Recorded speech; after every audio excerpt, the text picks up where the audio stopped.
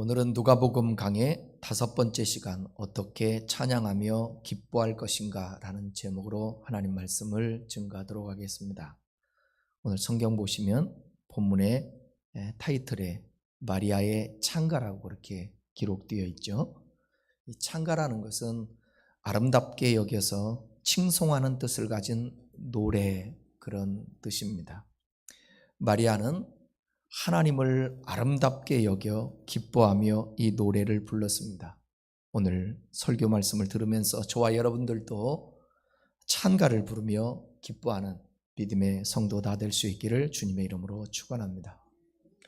사실 마리아는 모든 면에서 찬양하고 기뻐할 수 있는 그런 상황이 절대로 아니었습니다. 국가적으로 보게 되면 로마의 압제에 지금 놓여 있는 상태입니다. 또 갈릴리 지역에서 살았던 것으로 보면 경제적으로 그렇게 부유하지 않고 변변치 못하게 그렇게 하루하루 살았을 것이라고 생각되어지고, 신앙적으로도 보면 예언도 선지자도 없이 400년 긴 시간 동안 영적 침묵 시대였었습니다. 마리아 개인적으로는 갑자기 약혼했던 그 상황에서 가브리엘 천사가 나타나 처녀가 아들을 낳겠다고 하였습니다. 그러니까 종합해 보면 마리아가 찬양하며 기뻐한다는 것은 불가능한 상황이었습니다. 그럼에도 불구하고 마리아는 하나님을 찬양하고 기뻐했다라는 것이죠. 보통 사람은 순탄하고 안락한 삶이 주어졌을 때 웃으며 기뻐하지만, 그리스도인들은 상황에 구애받지 않고 하나님의 역사로 말미암아 기뻐하고 찬양할 수 있다는 것입니다. 성경 시편 42편 5절에서는 이렇게 시인이 고백을 합니다. 함께 고백해 보겠습니다. 내 영혼아, 내가 어찌하여 낭망하며 어찌하여 내 속에서 불안하여 하는고. 너는 하나님께 소망을 두라. 그가 나타나 도우심으로 말미암아 내가 여전히 찬송하리로다. 아멘. 시인은 낙심할 수 있는 환경이었습니다. 불안한 환경이었습니다.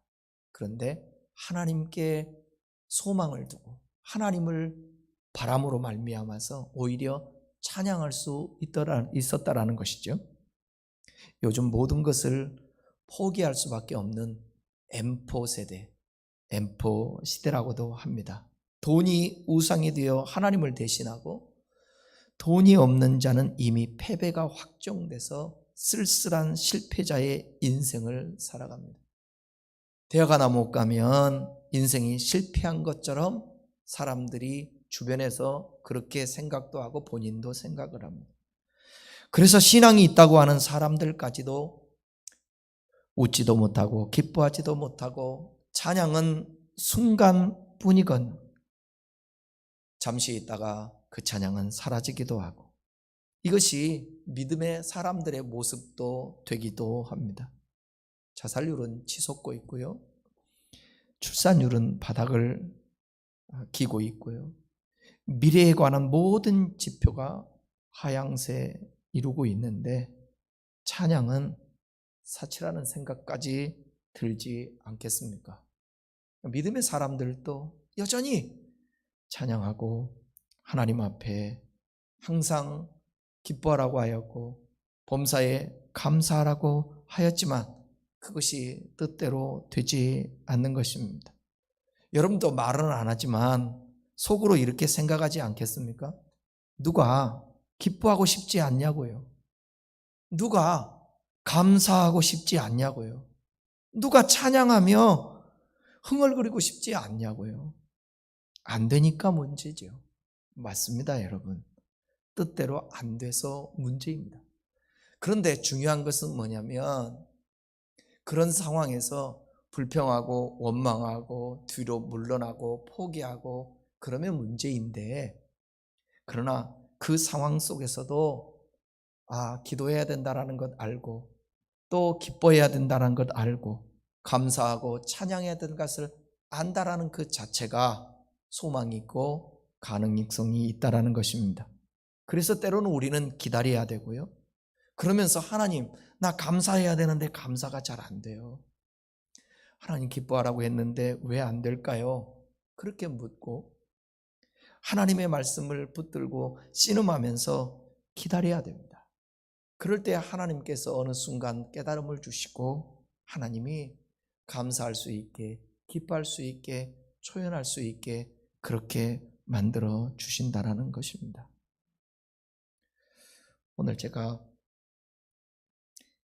장례식에 발인 예배에 다녀왔는데 교회가 큰 교회인데 목사님이 갑자기 쓰러지셔서 뇌출혈에 의한 심정지로 지난 토요일 날 소천하셨습니다. 주변에 가족들 뿐만 아니라 성도들, 또 친구들, 동료들, 저도 그 소식을 듣고 우리 집에 운정회 옆에 있는 교회이거든요. 큰 교회, 산막교회 목사님인데 너무 가슴이 아프더라고요.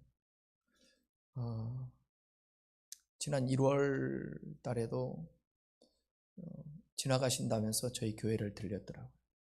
저하고 한참 담소를 나누고 신앙 얘기를 하고 그랬는데 또 얼마 있지 않으니까 서 목사님 뭐 하세요?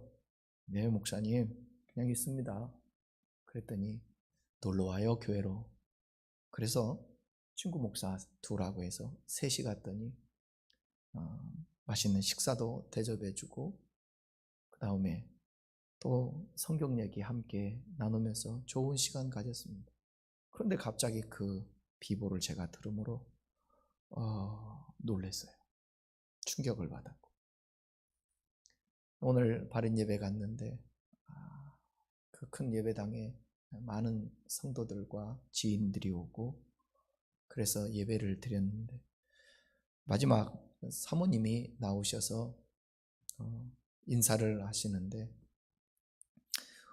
울음을 참는다고 하시면서 또박 하시고 싶은 말씀들을 다 하시더라고요.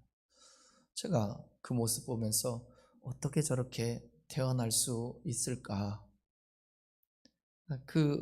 여러분 청천벽력이잖아요. 항상 목사님은 그 사모님을 놀라게 했다고 그러더라고요.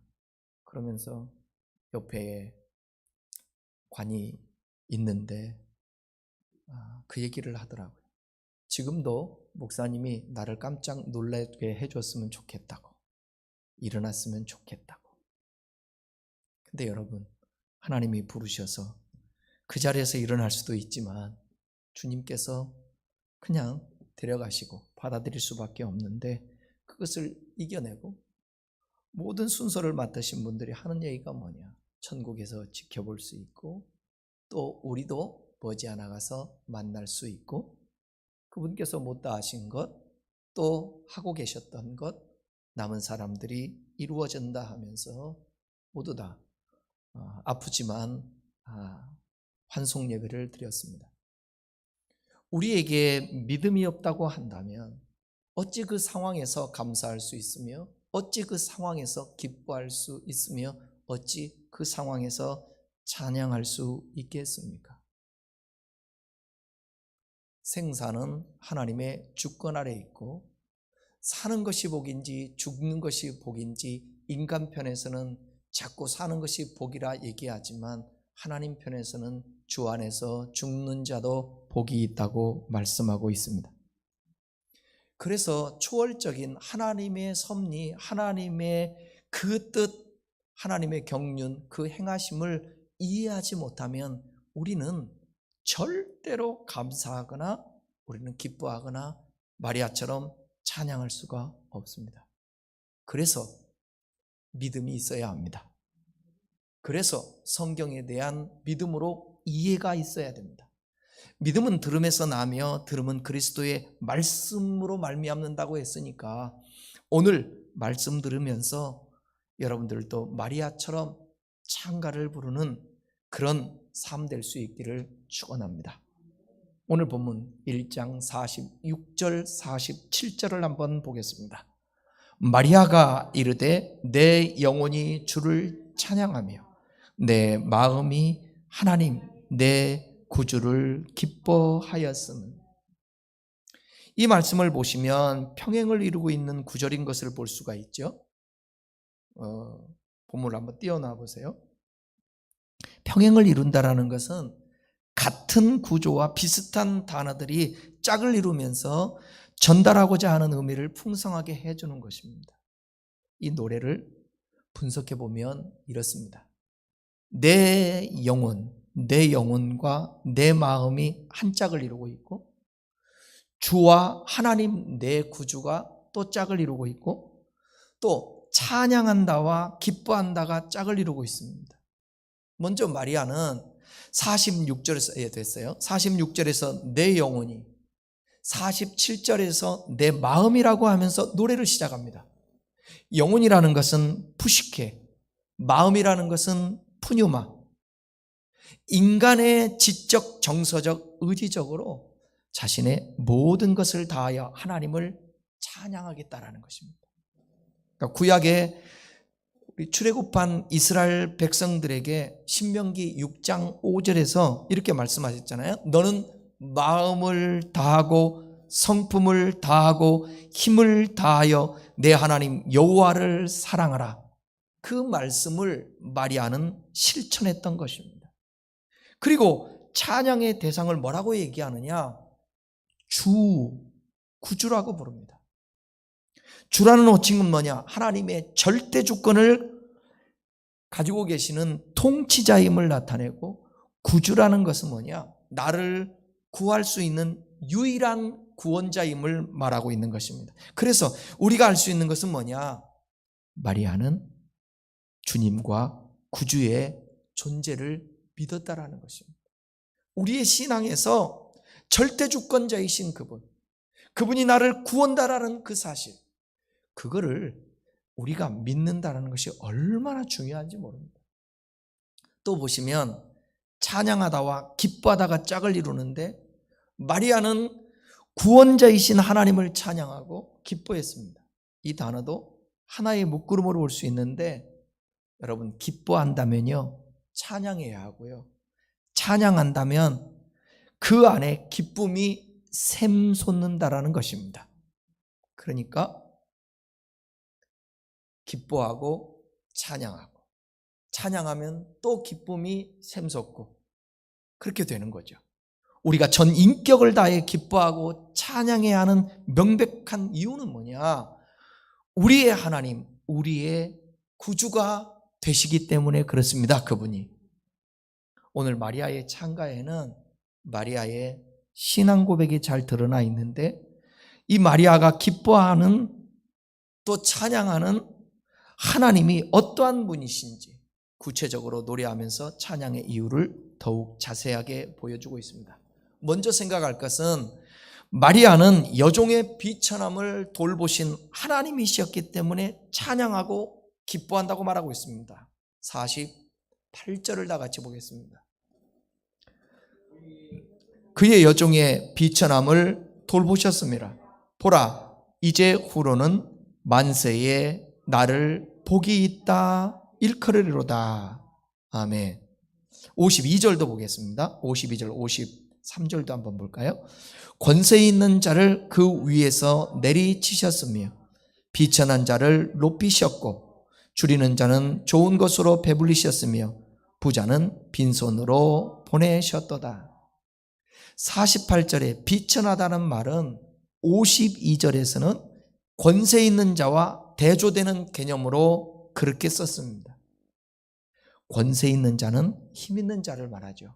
권세 있는 자는 통치자를 가리킵니다. 당시에 로마 황제 아니겠습니까? 헤로도 왕 아니겠습니까? 반대로 비천한 자는 뭐냐? 힘이 없는 자, 지배를 당하는 자를 뜻하는 것입니다. 거기에다가 여종이라는 말까지 덧붙여서 자신이 얼마나 연약한 존재인지를 표현하고 있습니다. 그리고 48절 하반절에 보게 되면 지금은 비록 비천한 여종에 불과하지만 앞으로는 하나님을 믿는 성도들은 그 하나님을 믿는 성도들을 통하여서 대대로 복 있는 여인으로 칭송받게 될 것을 확신하고 있다는 것입니다. 그래서 마리아는 우리가 지난주에 나눴던 말씀처럼 42절과 45절에 엘리사벳이 마리아를 향해서 이렇게 말하잖아요. 복이 있도다. 복이 있도다. 그 말을 그대로 진실되게 마리아는 받아들였다라는 것입니다. 그리고 비천한 자신을 복 있는 여인이 되게 하신 하나님의 그 큰 일을 그 행하신 능하신 분이라고 또 그 이름을 거룩하신 분이라고 찬양을 합니다. 49절입니다. 한번 읽어보겠습니다. 능하신 이가 큰 일을 내게 행하셨으니 그 이름이 거룩하시며. 여러분, 비천하다라는 것은 사회적인 신분을 가리키는 용어입니다. 비천한 신분에 놓여있던 마리아를 세상은 외면했지만 하나님은 떠나지 않고 돌보아 주셨다라는 것입니다. 그래서 마리아는 자신을 가리켜 48절 하반절에 뭐라고 그러냐? 만세에 나를 복이 있다. 즉 이 말은 무슨 얘기냐? 만세에 복이 있다는, 모든 세계가 복이 있다라고 자기에게 그렇게 일컬었겠다라는 것이. 여러분, 지금 마리아의 상황이 복이 있는 상황입니까? 아직 결혼하지 않는 여자가 임신했는데 유대 사회에서 복이 있는 사람이라고 할까요? 절대로 아닙니다. 그러나 전능하시고 거룩하신 하나님께서 자신을 돌보셨다라는 것입니다. 그러니까 하나님을 바라봤지 상황과 환경을 바라봤지 않았다라는 것이에요. 지금 달라진 것은, 환경이 달라진 것은 아무것도 없습니다. 그리고 앞으로 임할 환경은 더욱더 힘든 상황입니다. 왜냐하면 생각을 해보세요. 처녀가 배가 불러온다. 자기 약혼한 요셉한테부터 설명을 해야 되잖아요. 가족들에게 설명을 해야 되잖아요. 주변 사람들에게 설명을 해야 되잖아요.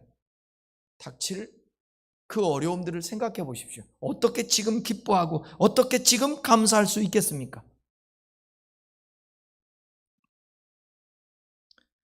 사랑하는 여러분, 파도가 보이지만 파도 위에 걷고 계시는 주님을 바라볼 수 있는 믿음의 안목이 있기를 바랍니다. 파도 소리가 들려와도 그 소리보다 예수님의 소리를 들었으면 좋겠습니다. 예수님이 파도를 향해 뭐라고 말씀합니까? 파도야 잠잠하라, 그 말씀 말입니다. 비천한 자신에게 하나님께서 천사를 보내셔서 인류의 구원자를 낳게 하시겠다고 말씀하신 소리를 들었을 때 도저히 이해할 수 없었지만 하나님의 말씀이기 때문에 믿음으로 받아들인 것입니다. 그래서 여러분, 우리의 삶 속에 기뻐할 수 있고 찬양할 수 있고 감사할 수 있는 것은 믿음이 필요한 거예요. 제가 늘 얘기하잖아요. 감사할 수 있는 상황에서 감사하는 것 누구든지 한다고. 기뻐할 수 있는 상황에서 기뻐하는 것 누구든지 한다고. 왜 계시록의 말씀이 귀하냐? 제가 늘 얘기하잖아요. 계시록의 종말의 때는 언제고 그런 게 중요한 것이 아니라 어떤 상황 속에서도 믿음으로 하나님을 바라보고 하나님의 약속의 말씀을 붙잡고 죽는다고 죽지 않기 위해서 그것을 타협하면서 안 죽으려고 불의를 행하고 세상과 짝을 하고 세상과 타협하고 그런 것이 아니라 하나님의 말씀이면 그것이 옳다라고 받아들이고 믿고 그 말씀이 내게 이루어 주십시오. 그러며 순교도 하는 것입니다. 여러분, 이 말씀을 정말 한번, 이 말씀을 듣는 모든 분들이 곱씹어 보십시오. 하나님은 전능하신 분, 하나님은 큰 일을 행하시는 분, 하나님은 좋으신 하나님, 그 하나님이 우리에게 어떤 일이 일어나게 하셨다. 그렇다고 한다면 받아들이는 거예요. 자꾸 그 훈련을 해야 돼요. 하나님이 역사하는 것을 선별하지 말고 뭐든지 하나님의 뜻이 내게 이루어지게 해 주십시오. 그것을 스펀지처럼 빨아들이고 받아들일 수 있도록 거부하지 않고, 어떤 것은 받아들이고 어떤 것은 안 됩니다 하면 선별하려고 하지 말고 그냥 다 받아들이겠습니다 하나님. 그 믿음이 저와 여러분들에게 주어졌으면 좋겠습니다. 바로 오늘 설교의 말씀, 이 누가복음을 강의하면서 이 마리아의 찬가를 우리가 함께 나누는 이유도 바로 거기에 있습니다. 여러분, 아픈 것도 받아들일 줄 알아야 합니다. 실패하는 것도 받아들일 줄 알고, 문제 있는 것도 받아들일 줄 알고, 그럴 때에 그 맛을 누리고 거기에 적응된 사람, 이 사람에게 하나님이 건강 주셔도 그것으로 죄짓지 않고, 하나님이 복을 주셔도 그것으로 교만하지 않고,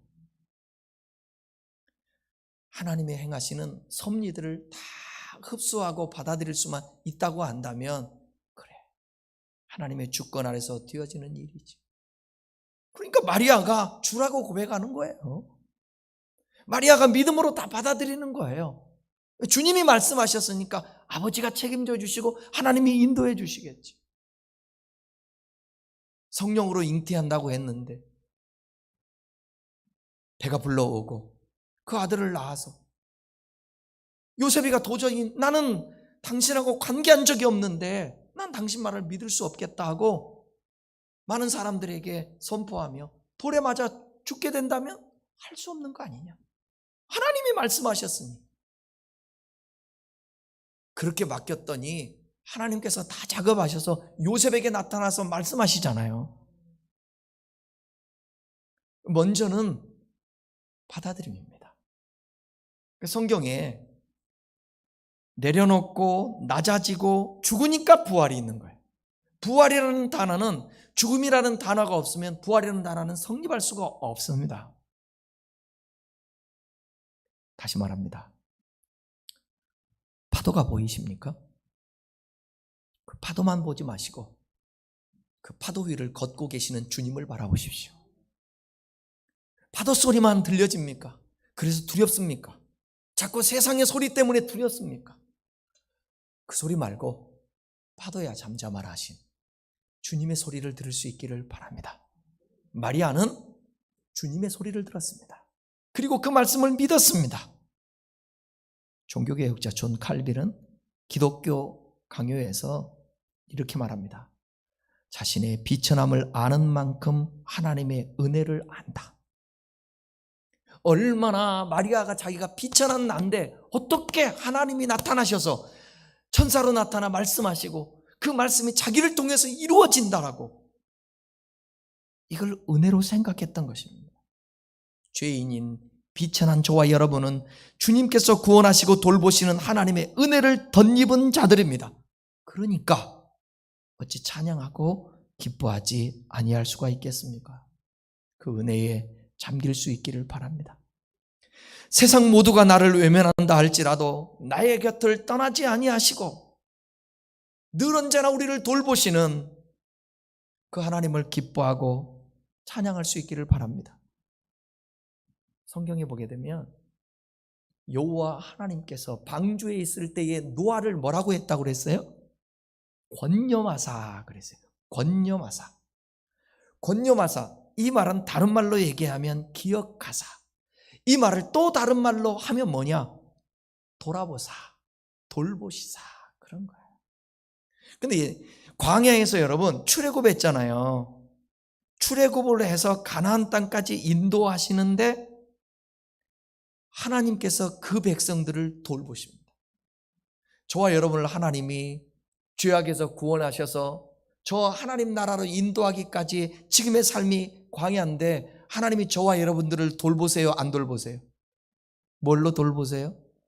이스라엘 백성처럼 이스라엘 백성은 구름 기둥과 불 기둥으로 하나님이 임재하셔서 인도하시고 보호하시고 계세요. 근데 그들이 불평했을까요? 안 했을까요? 불평했어요. 원망했을까요? 안 했을까요? 원망했어요. 그래서 가나안 땅 못 들어가고 도중에 죽은 자들이 한둘이 아니잖아요. 그럼 이 말씀을 우리에게 한번 적용해 볼까요? 저와 여러분 구원받았어요. 하나님의 자녀예요. 천국 백성 됐어요. 사실이에요, 아니에요? 사실이에요. 믿어져요, 안 믿어져요? 그런데 광야의 삶이라 이스라엘 백성처럼 불평이 나요, 안 나요? 나와요. 원망이 나와요, 안 나와요? 나와요. 왜? 이유를 모르니까. 왜 하나님이 이 광야의 길을 걷게 하시면서 왜 우리를 만족해 하지 못하게 하는지, 왜 빨리 가나안 땅에 들어가게 못하는지 그 이유를 모르니까. 근데 주님은 말씀했잖아요. 모세를 통해서 뭐라고요? 너희를 광야의 길을 걷게 한 것은 너를 낮추고 너의 마음이 어떠한가 알고 사람이 떡으로만 살 것이 아니요 하나님의 입에서 나오는 말씀으로 사는 것이니라. 그렇게 살아야 된다는 것을 누가 가르쳐 주셨어요? 이 땅에 오셔서 예수님이 가르쳐 주셨잖아요. 광야에서 시험 받으시면서. 그러니까 이런 하나님의 주권, 이런 하나님의 섭리, 하나님의 역사, 그것을 우리가 깨닫고 받아들일 때에 찬양할 수 있는 거예요. 마리아가 구약 성경, 구약적으로 히브리어적으로 표현하면 미리암이라는 것입니다. 미리암이라는 그 이름이에요, 마리아가. 근데 구약 성경 여러분 출애굽 이후에 모세와 미리암이 하나님께 대해서 찬가를 불러요. 마리아도 모세와 미리암처럼 찬가를 부르는 거예요. 왜요? 그 하나님의 행하시는 일을 너무나도 잘 알기 때문에. 살아계시면서 항상 선하시고 성실하시고 옳게 역사하시는 그 하나님을 믿었기 때문이라는 거예요. 여러분, 하나님을 잘 이해를 못하면 자꾸 인간의 관점으로 모든 것을 해석합니다. 그 해석을 하다 보면 서운해져요, 하나님에 대해서. 하나님 잘 모르니까. 여러분, 우리가 미숙하든 안 미숙하든 자식을 키울 때에 어떻게 키워요? 사랑으로 키우잖아요. 정말 힘을 다하여서 진자리 마른 자리 기저귀다 가라. 나는 안 먹어도 자식은 먹여야 된다라는 그런 마음에 나가서 최선을 다해서 아파도 일을 하면서 자식을 키우잖아요. 그런데 그 자식은 그 부모의 마음을 안다고도 하지만 엄마라고도 부르고 아빠라고도 부르지만 그 마음을 잘 몰라서 옛날에는 우리 부모들이 참 학교도 잘 안 보내고 맨날 일 시키고 고생했는데 그 사람들이 또 잘하면 또 효자 효녀도 되더라고요. 상처 안 받고 그렇게 맞고 가난하게 살았어도. 근데 요즘은 너무너무 상처받는 사람들이 많아요, 자녀들 중에서. 그래서 그 많은 혜택을 누리고 부모가 고생해서 키웠는데 나중에 보면 부모하고 자식하고 등을 돌리고 부모에게 상처받았다는 사람들이 너무너무 많은 것 같아요. 그러다 보니까 하나님을 섬기는 오늘 현대인의 사람들도 너무 불평과 원망이 옛날보다 더 많이 하는 것 같아요. 자식이 부모를 이해하지 못하듯 하나님을 잘 이해를 못하니까 이 광야의 삶을 살아가면서 좀 힘들면 불평부터 나오죠.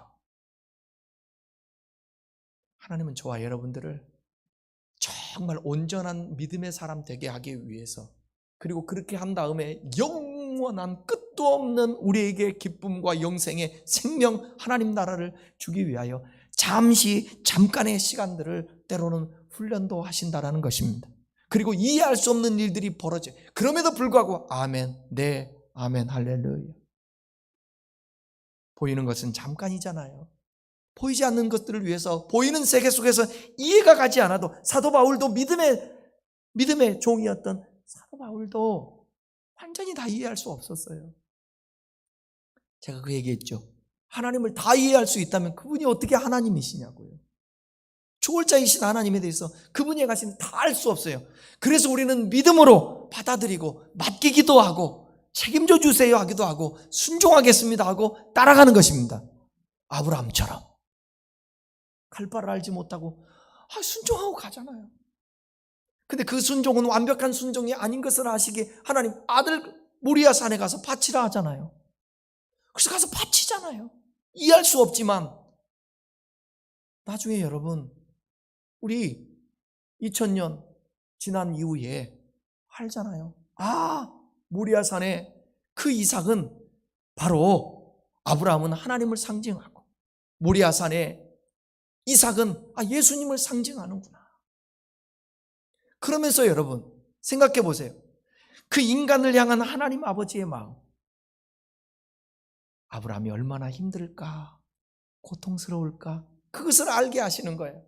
그래서 모리아산에다 아들을 바치려고 할 때 그때 마음, 여러분 아브라함의 마음만 있습니까? 우리의 마음도 있지 않나요? 먼저 자식을 보낼 때에 그 아픔이라는 것을 어떻게 표현할 수 있겠습니까?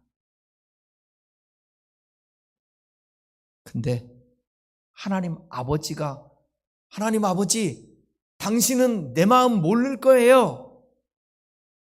그럴까 봐 하나님은 친히 독생자 예수 그리스도를 십자가에 못 박고 외면하십니다. 이런 하나님의 그 섭리, 저와 여러분들이 이해할 때 우리의 믿음이 자랄 수 있게 되는 것이에요. 그래서 하나님 앞에 가는 날까지 믿음의 분량만큼, 완벽해지지 않아도 믿음의 분량만큼 순종하면서 살아내는 것입니다. 중요한 것은 너무 불안해하지 말고, 너무 걱정하지 말고, 너무 두려워하지 말고, 염려하지 말고 하나님께 자꾸 맡기는 훈련. 그래도 걱정이 됩니다. 불안합니다. 그래도 목사님 이 안에서 늘 언제나 근심 걱정돼요. 그러면서도 하나님 앞에 자꾸 맡기고 고백하고 털어버리라는 거예요. 마리아는 또 이렇게 고백을 합니다. 긍휼히 여기시는 하나님이기 때문에 찬양할 수밖에 없고 기뻐할 수밖에 없다고. 50절을 읽겠습니다. 긍휼하심이 두려워하는 자에게 대대로 이르리로다. 55절, 54절, 55절도 읽어볼까요? 그 종 이스라엘을 도우사 긍휼히 여기시고 기억하시되 우리 조상에게 말씀하신 것과 같이 아브라함과 그 자손에게 영원히 하시리로다 하니라. 아멘. 마리아는 하나님을 긍휼히 여기시는 하나님으로 고백을 했습니다. 여기 긍휼이라는 이 단어는 엘레오스라는 단어인데 자비, 동정, 연민, 은혜 그런 뜻을 가지고 있는 단어입니다. 그 하나님의 긍휼하심은 그를 두려워하는 모든 자에게 미친다라는 거예요. 여기 두려워하다라는 이 단어는 포브 메노이오스라는 단어인데 놀라다, 무서워하다 그런 뜻 갖고 있는데 이뿐 아니라 더 나아가서 우리가 존경하다, 두려움과 같은 단어를 썼던 단어 제가 많이 설명해 드렸는데 기억돼요? 경외하다 그런 뜻이에요. 놀라고 무서워한다라는 그런 뜻맛이 아니라 존경하고 경외하다. 그러니까 여기에서 두려움을 했다라는 것은 두려워하는 자는 존경하고 그 다음에 경외하는 자, 공포나 두려움이 아니라는 거예요. 하나님의 능력과 권세에 대한 정확한 인식으로부터 나오는 경외감을 표현한 단어를 여기서 사용했다는 것입니다. 또 50절에서 긍휼하심이 두려워하는 자에게 대대로 이르리로다. 54절 거기는 그 종 이스라엘을 도우사 긍휼히 여기시고 기억하시되 두 번씩 반복된 단어가 긍휼이잖아요. 마리아의 잉태 경험에 있어서 그가 그 과정을 통과하면서 경험했던 그 하나님, 그것은 긍휼의 하나님이었습니다. 하나님을 경외하지 않을 수가 없잖아요. 말씀하시는데 그 하나님을 경외했더니 그 하나님이 긍휼히 여겨 주셨다라는 것입니다. 긍휼하고 비슷한 단어가 하나 있는데 은혜라는 단어입니다. 아주 비슷한 내용이지만 조금 차이가 있는데 설명해 드릴게요. 은혜보다는 사실 긍휼이라는 단어가 훨씬 더 강도가 진한 단어이라고 할 수 있습니다. 은혜라는 것은 우리가 죄 때문에 하나님 앞에 사랑받을 자격을 잃었습니다. 그럼에도 불구하고 우리에게 베풀어 주신 사랑, 죄인인데 버림받아야 마땅한데 사랑받을 자격이 없는데 그 자격을 잃어버렸는데 죄 때문에, 그럼에도 불구하고 하나님께서 베풀어 준 사랑, 죄 때문에 자격을 잃어버린 자들에게 베풀어 주신 이 사랑을 나타낼 때에 그레이스에서 카리스, 은혜라고 말을 합니다. 그러나 이 긍휼이라는 것은 뭐냐면 죄의 결과로 빚어낸 그 비참함을 향해서 비참한 상태나 비참한 인생을 향해서 베풀어지는 하나님의 사랑을 나타낼 때 성경은 긍휼이라고 그렇게 표현하고 있습니다. 그러니까 여러분, 제가 죄를 지어서 지옥 갈 수밖에 없는데 하나님이 나를 건져줬어요. 예수로 말미암아.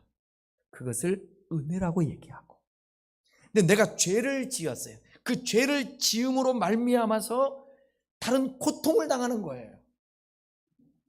근데 그 고통을 하나님께서 보시고 거기서 건져내 주시고 사랑해 주시고 돌봐주시고 인도해 주시고, 이것을 긍휼이라고 말하는 것입니다.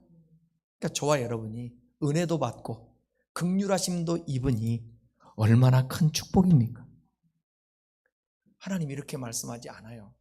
속상해도, 야, 내가 너 생명 주고 구원했잖아. 근데 너 또 죄를 져?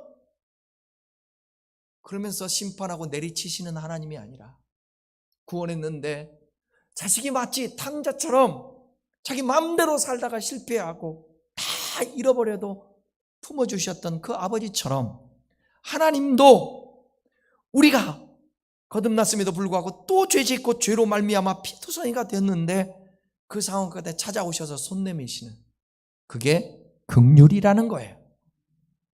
마리아는 그런 단어까지 쓰면서 하나님 아버지를 찬양하고 있는 것입니다.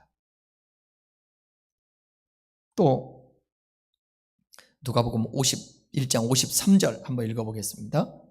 줄이는 자를 좋은 것으로 배불리시며 부자는 빈손으로 보내셨도다. 줄인 자를 좋은 것으로 배불리시는 하나님, 그 하나님을 인식하고 찬양하는 것입니다. 시편 146편 7절에도 보게 되면 하나님은 줄인 자들에게 먹을 것을 주신다고 말씀했습니다. 생각해 보십시오. 하나님의 사람들을 일용할 양식도 없이 방치하시는 하나님이라면 어찌 그분이 하나님이고 어찌 그분을 우리가 믿을 수 있겠습니까?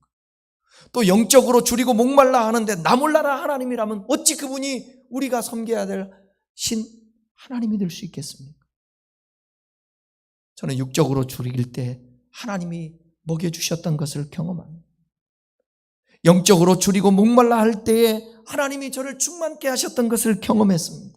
하나님은 가난하고 굶주린 자에게 좋은 것으로 채워주시고 부유한 자들을 빈손으로 돌려보내시는 그 하나님. 부유한 자라고 그냥 빈손으로 보내, 부유하기 때문에 하나님이 필요 없다고 하나님 앞에 오만방자 교만한 자를 하나님께서 돌려보낸다는 겁니다. 하나님은 유대의 유력한 자들을 택하지 아니하시고 비천한 저 시골의 여인을 택하셨습니다. 하나님 나라에서는 겸손히 하나님을 찾는 사람은 풍족하게 되지만 세상을 사랑하고 교만한 마음, 그 마음 가지고 자신을 의지하며 살아가는 사람들은 허무한 결말을 맞게 할 것입니다. 마리아는 하나님을 찬양했습니다. 하나님을 기뻐했습니다. 그러니까 마리아의 이 전체 영혼과 그 육체의 혼, 모든 전인적인 것에 뭐냐면, 하나님은 나의 삶의 주권자, 하나님은 나를 책임져 주시고 하나님은 나에게 공급해 주시고 하나님이 나를 인도해 주실 것이야, 그런 확신을 가지고 있었다는 거예요. 마지막으로 마리아의 찬양은 언약을 지키시는 신실하신 하나님을 찬양했습니다. 54절 55절 우리 보게 되면 50 54절에서 그 종 이스라엘을 도우사 긍휼히 여기시고 기억하시되 55절에 우리 조상에게 말씀하신 것과 같이 아브라함과 그 자손에게 영원히 하시리로다 하니라. 마리아는요, 하나님은 그분의 종 이스라엘을 도우시며 긍휼을 베푸시며 일방적으로 하신 약속을 잊지 않으셨도다고 그렇게 고백하고 있는 것입니다. 그러니까 마리아는 진짜 성경을 알았던 사람이에요. 성경을 제대로 모르잖아요? 그러면 온전한 믿음을 못 갖습니다. 마리아는 BC 2000년, 그러니까 마리아 그 시대로부터 2000년 전에 아브라함과 그 자손에게 약속하신 대로 그분의 긍휼하심으로 영원히 지속될 것을 찬양했어요. 하나님이 아브라함에게 약속했던 그 긍휼, 그 은혜, 그것이 영원토록 하나님의 그 의지 속에 있다라는 거예요. 그 의지로 말미암아, 그 언약으로 말미암아, 신실하심으로 말미암아 오늘 복음이 이 땅 조국 대한민국까지 오고 저와 여러분까지 미치게 된 그 축복이 있었다라는 것입니다. 그것을 마리아는 알고 고백하는 거예요. 언약을 지키시는 신실하신 하나님. 오늘도 여러분, 우리가 이 믿음이 있어야 돼요. 그래야 어떤 상황에서도 찬양하고 기뻐하고 감사할 수 있어요. 하나님은 신실하셔. 하나님은 성경에 약속하신 그 언약의 말씀을 지켜. 그래서 이 말씀, 나는 부활이요 생명이니 나를 믿는 자는 죽어도 살겠고 무릇 살아서 믿는 자는 영원히 죽지 아니하리니 이것을 네가 믿느냐? 이 신실하신 언약의 말씀, 믿는 사람들은 누구든지 죽어도 사는 부활의 영광, 그 축복이 있다라는 것입니다.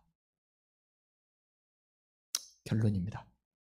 사랑하는 여러분, 생각지도 않고 뜻밖의 일을 만났던 마리아는 하나님의 설득에 믿고 순종했습니다. 저는 이 누가복음을 강해하면서 설득이라는 이 단어를 끄집어냈어요. 야, 하나님이 보세요. 사가랴와 엘리사벳도 설득해요. 왜냐하면 아이를 낳을 수 없는데 아이를 낳게 해서 예수님 오시기 전에 세례 요한을 이 세상에 낳게, 그 하나님이 신실한 언약의 약속을 지켜야 되기 때문에 그러면서 설득을 해요. 그리고 믿게 해요. 그리고 세례 요한을 줘요. 마리아에게도 한 번 말씀하고 너 안 믿어? 믿어. 소리치지 아니하시고 계속 설득을 해요. 그리고 엘리사벳에게 갈 수 있게 엘리사벳에게 임신했다는 소식도 알려주면서 설득을 해요. 저는 이 하나님의 설득이 오늘 저와 여러분에게도 주어진다고 생각됩니다. 하나님이 저와 여러분 심판했으면 벌써 끝났지 않았을까요? 근데 하나님이 설득하잖아요. 좀 부족해도, 믿음이 없어도, 곁길을 가도 그러지 마. 설득해. 믿음 없이 행동하면 눈 감아줬다가 그러면 안 돼. 그리고 또 사인하시고 설득해요. 거기서 우리가 순종해 나갈 때에 하나님께 설득을 당한 것입니다. 그 설득을 당하면 그 결과가 뭐예요? 순종 다음에 하나님의 그 행하신 역사들이 드러나게 되는 거죠. 마리아의 설득당함이 그리스도가 이 땅에 오셔서 인류가 구원받습니다.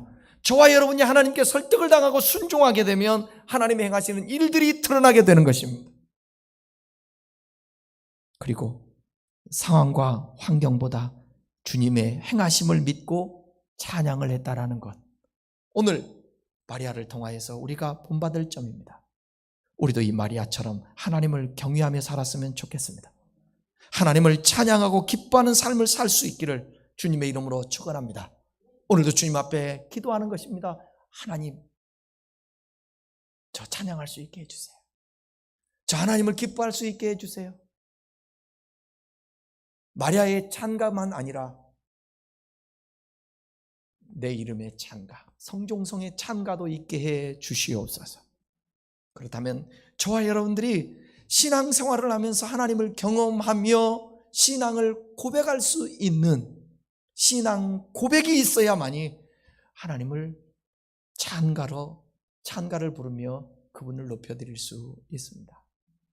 우리 모두 다 우리의 삶을 통해, 우리의 입술을 통해, 우리의 생애를 통해 하나님을 찬양하는, 하나님을 기뻐하고 드러내는 우리 모두 될 수 있기를 주님의 이름으로 축원합니다.